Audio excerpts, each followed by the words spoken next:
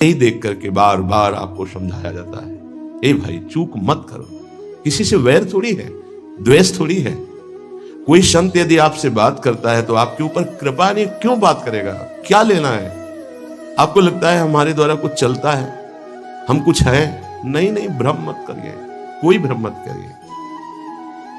आपके लिए वो आपसे बात करते हैं, आपके कल्याण के लिए आपसे बात करते हैं, आपके कल्याण के लिए वो आपको डांटते हैं, आपके कल्याण के लिए आपको दुलार करते हैं। दोनों बातें समझ लीजिए। जो लाडली लाल में चित्त लगाए हुए हैं उनको कहीं किसी सुख की आकांक्षा नहीं।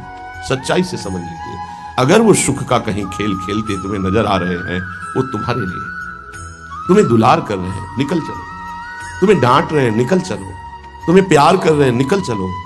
यही काम है, ये सब संतों का यही कार्य। तुम्हारे संसार के प्यार में फैले हुए मन को समेटकर अपनी वाणी, अपने प्यार के बल से उसे प्रियालाल के चरणों में समर्पित कर दो। पर आपके अंदर ये चाह हो जाएगी, तभी आप उस प्यार को समेटने में सहयोग दे पाएंगे।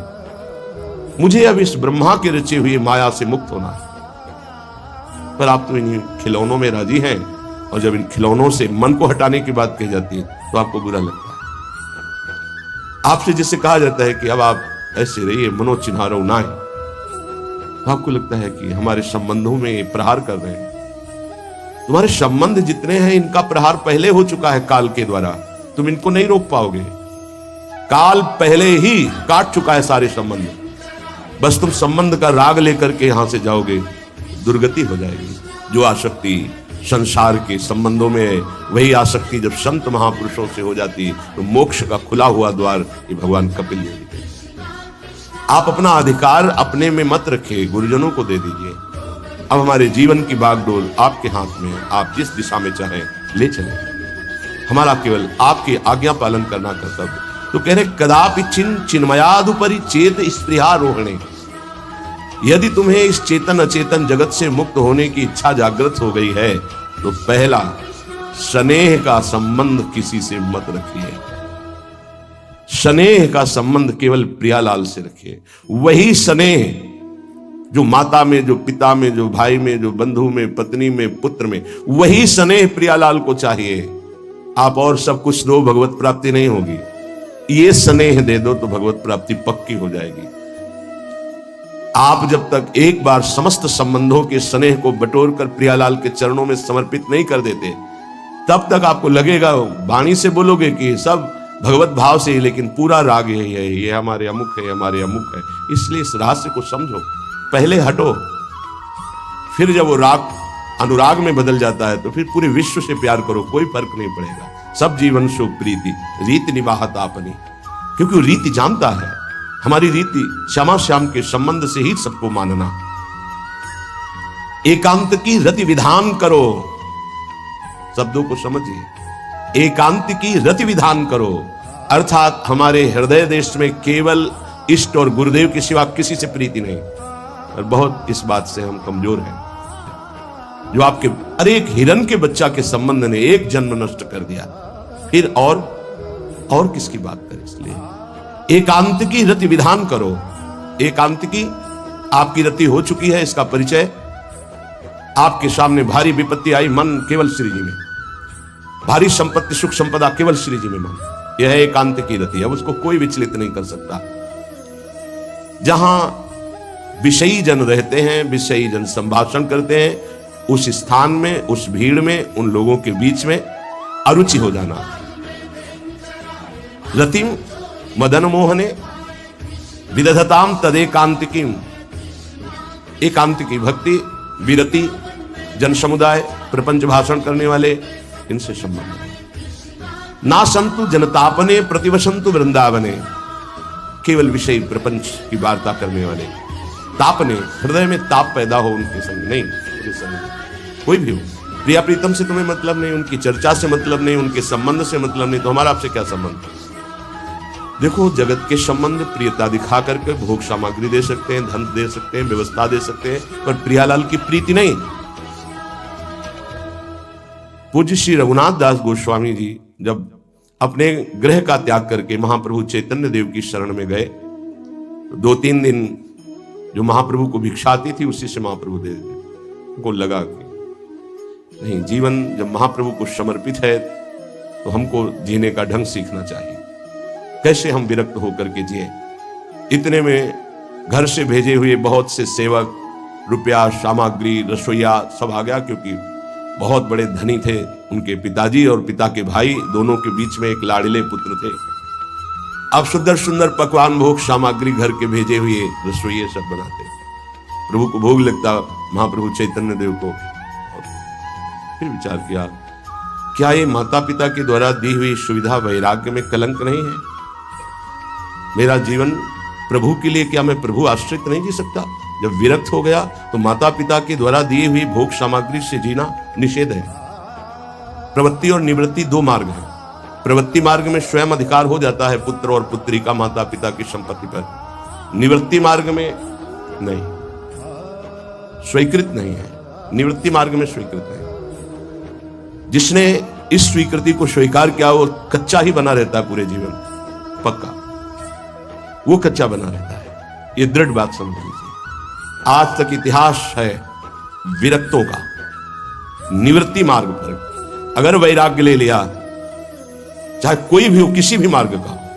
जब रत्नावती जी ने, उनके लिए चिट्ठी आई, पुत्र ने भेजा कि पिता ने सभा में मुंडी का पुत्र कह के कहा, मतलब सन्यासिनी का पुत्र कह के, माता हमारी इस नाम की रक्षा करना। ये हुई चिट्ठी पढ़ी तो महल छोड़ दिया उसी समय, और नाई को बुलवाया, अपने जो राजरानी के बाल थे उतरवा दिया, और संत सभा में बैठ गए। हाथ से कहा, राजअन्न का त्याग।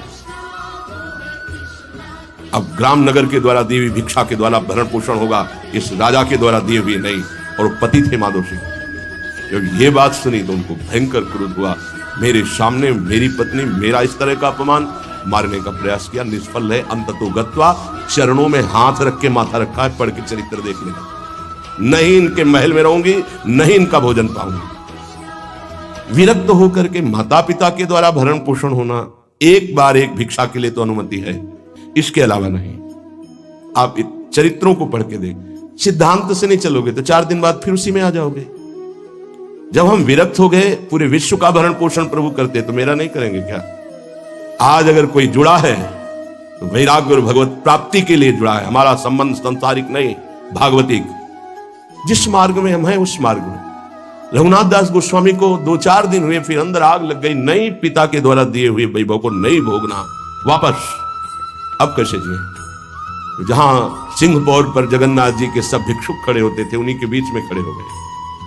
अब जो बांटते हैं तो उनका स्वभाव है लेने वालों का दौड़ दौड़ कर आगे लेना। कभी कभी मिलता उनको, शांत खड़े रहते तो पा लेते, नहीं मिलता प्रसाद तो भूखे रह जाते। फिर विचार किया, इसमें खड़े होकर के भी एक वृत्ति बनी रहती कि आने वाला देगा, ये भी ठीक नहीं। फिर विचार किया, विवेक धैर्य नहीं लेने देता।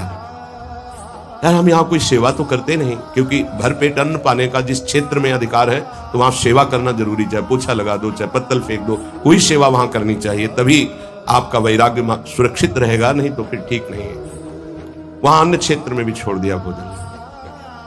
आप कैसे जिए? तो रात्रि में जो महाप्रसाद गाय को डाल दिया जाता था, गाय भी छक के जब नहीं पाती थी तो वो रात्रि के 10-11 बजे निकलते और वो महाप्रसाद जो पड़ा रहता उसको उठा के लाते, जल से धोते, सड़े सड़े निकाल के चावल, फिर उसे पाते। महाप्रभु ने पूछा, गोविंद दास सेवा में रहते, गोविंद ये रघु अब क्या पाता है?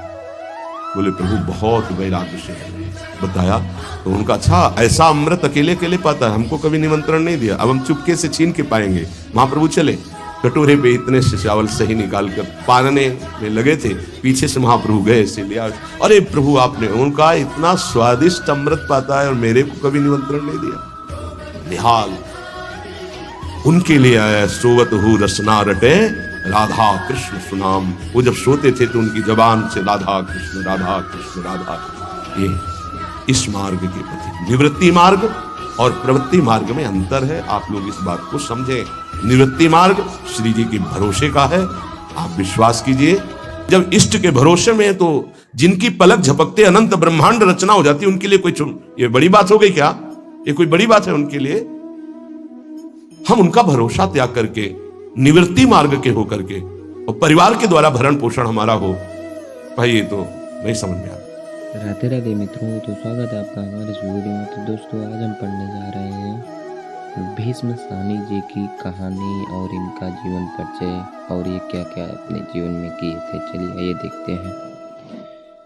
व्यक्तित्व। भीष्म साहनी का जन्म रावलपिंडी पाकिस्तान में 8 अगस्त सन 1915 ईस्वी में हुआ था और इनके पिता का नाम था हरबंस लाल। राष्ट्रीय आंदोलन और देश विभाजन की घटनाओं का आप उनके मन पर गहरा प्रभाव पड़ा। 1957 ईस्वी से 1963 ईस्वी तक उन्होंने मॉस्को के विदेशी भाषा प्रकाशन गृह के अनुवादक के रूप में काम किया और टॉल्स्टॉय, आस्त्रातिक आदि की रचनाओं का अनुवाद किए।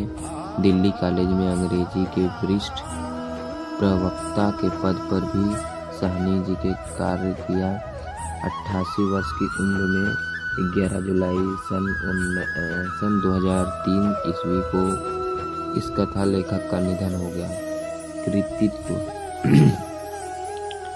भीष्म जी के 3 कथा संकलन प्रकाशित हो चुके हैं। भाग्य रेखा पहला पाठ और भटकती राख, झरोखे, कहानियाँ, तमस आदि उपन्यास भी अपने लिखा। कथा शिल्प एवं भाषा शैली। भीष्म साहनी गहन मानवीय संवेदनाओं के कथानक थे। उनकी विचार दृष्टि राष्ट्रीय और समाजपरक थी। उन्होंने अपनी कहानियों में निम्न मध्यवर्गीय परिवारों के अंतर्गत चित्र बड़े मार्मिक रूप से प्रस्तुत करते थे। कहानियों के विषय में जाने पहचाने होते थे, किंतु भीष्म साहनी की विशेषता उनके किसी नए कोण को उजाड़ कर करने में थी। व्यंग्य और करुणा उनकी कहानियों के प्रमुख गुण हैं। कहानियों के प्रायः ही किसी न किसी प्रकार का डिंबना को अभिव्यक्ति मिलती थी, जो किसी न किसी रूप से हमारे वर्तमान समाज में अंतर्वर्धतों की ओर संकेत करती थी। उनकी प्रसिद्ध कहानियां हैं माता बीमाता, बीमार, बीवर, सिरका, सदका, प्रोफेसर, कटघरे, अपने अपने बच्चे, कुछ की साल, खून का रिश्ता, चीफ की दावत, सिफारिश, चिट्ठी, वार्ड चू आदि। उनकी कथा शैली की प्रमुख विशेषता है सरलता और सहजता, आधुनिक कहानी की पेचीदगी, प्रतीकात्मकता और सूक्ष्म शिल्प उनकी कहानियों में नहीं है, किंतु प्रेषणीयता और प्रभाव की दृष्टि से वे निश्चय भी बेजोड़ ठहरती हैं। उनकी कथा शैली में रिपोर्टाज की पद्धति का विशिष्ट उपयोग मिलता है। कहानियों की भाषा व्यवहारिक हिंदी और जिसमें हिंदू की शब्दावली का विशेष ज्ञान रहा है। जिस प्रकार की कहानियों का विषय वस्तु व्यक्तिनिष्ठ न होकर समाज परक है, उसी प्रकार उनकी भाषा भी पूर्वग्रह मुक्त और लोकपरक है। आधुनिक कहानीकारों में उनका विशिष्ट स्थान रहा है। आइए उनकी कहानी देखते हैं। खून का रिश्ता। घाट की पार्टी पर बैठा चाचा मंगल सेन हाथ में चिल्लर थामे सपने देख रहा था। उसने देखा कि वह सब माधवों के घर बैठा है और वीरजी की सगाई हो रही है। उसकी पगड़ी पर केसर के छिट्टे हैं और हाथ में दूध का गिलास है, जिसे वह घूट करके पी रहा है।